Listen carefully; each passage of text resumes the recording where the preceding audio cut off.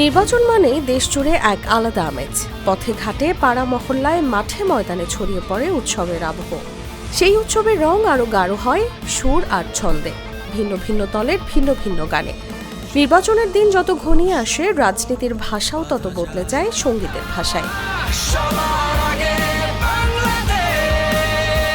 ত্রয়োদশ জাতীয় সংসদ নির্বাচনেও তার ব্যতিক্রম নেই। দীর্ঘ ১৭ বছর পর উৎসবমুখর পরিবেশে নির্বাচনে অংশ নিচ্ছে বিভিন্ন রাজনৈতিক দল। ধানের শীষ, দাঁড়িপাল্লা থেকে শুরু করে শাপলাকলি, প্রতিটি প্রতীকই জায়গা করে নিয়েছে নির্বাচনী গানের কথায়।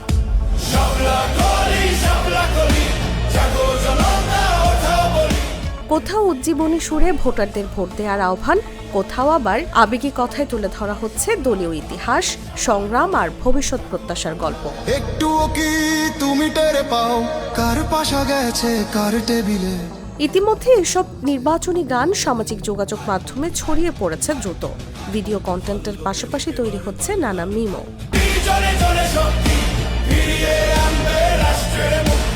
অনেক প্রার্থী আবার নিজের নাম, এলাকা আর উন্নয়নের প্রতিশ্রুতি জুড়ে দিচ্ছেন গানের কলিতে, যাতে সহজেই মানুষের মুখে মুখে ফিরতে পারে নির্বাচনী বার্তা।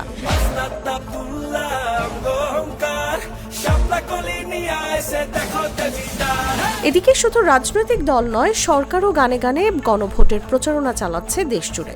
ভোটাধিকার ও গণভোটের গুরুত্ব তুলে ধরতে ভোটের গাড়ি নামের একটি বিশেষ কার্যক্রমের মাধ্যমে সুরের তালে তালে সচেতনতা বাড়ানোর উদ্যোগ নেওয়া হয়েছে।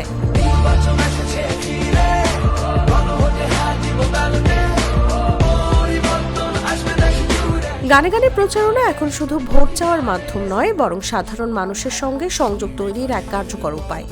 সুরের মাধ্যমে রাজনৈতিক বার্তা দ্রুত ছড়িয়ে পড়ে গ্রাম থেকে শহর, সব বয়সী মানুষের কাছে। ফলে লিফলেট আর মিছিলের ভিড়ের মধ্যেও নির্বাচনী গান যোগ করে ভিন্ন এক মাত্রা। আগামী ১২ ফেব্রুয়ারি অনুষ্ঠিত হবে ত্রয়োদশ জাতীয় সংসদ নির্বাচনের ভোট গ্রহণ। একই দিনে দেশ জুড়ে অনুষ্ঠিত হবে গণভোট।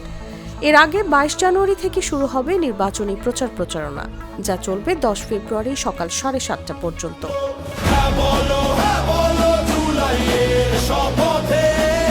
নির্বাচন যত ঘনিয়ে আসছে, রাজনীতির উত্তাপ ততই বাড়ছে, আর সেই উত্তাপের সঙ্গে তাল মিলিয়ে গানের সুরে সুরে এগিয়ে চলছে ভোটের উৎসব।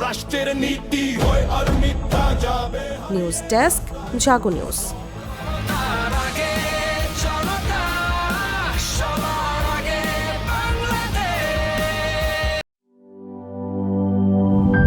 Miss